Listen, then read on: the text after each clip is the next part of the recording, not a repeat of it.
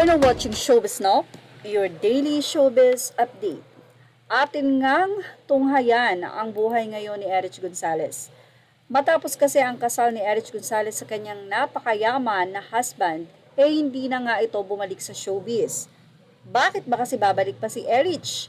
Dahil nga sa napakagarbo at napakaranyanyang buhay, hindi na nga pinayagan yata itong si Erich Gonzalez ng kanyang husband na mag-showbiz pa. Kamakailan lamang ay namataan si Erich Gonzalez na nagpunta sa nangangalaga sa kanyang kagandahang kutis or sa kanyang kagandahan kundi sa IV Clinic, kung saan ay marami nga ang mga fans ni Erich ang sobrang nakamiss sa kanya. Kahit kasi kasal na itong si Erich Gonzalez, ay hindi rin ito masyadong nag-update sa kanyang Facebook, especially ang kanyang husband na si Mateo. Mula nga nang ikinasal itong si Erich Gonzalez, wala na nga tayong nabalitaan pa about sa kanya.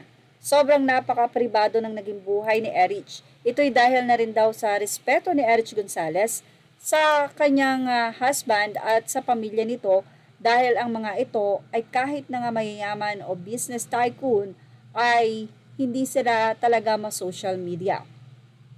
Kaya naman for Erich, nagpo-post man ito, sobrang minsan lamang.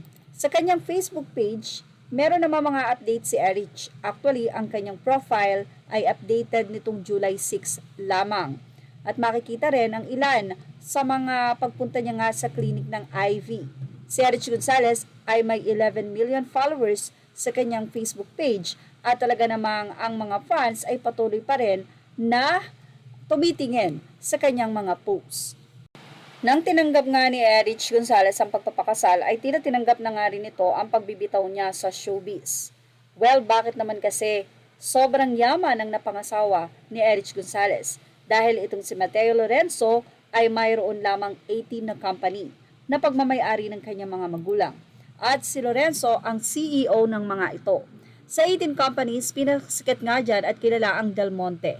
Yes, ang asawa ni Erich Gonzalez ang may-ari ng Del Monte na isa sa pinakamalaking kumpanya dito sa Pilipinas, at hindi lamang dito sa Pilipinas dahil kilalang kilala na rin sila sa buong mundo.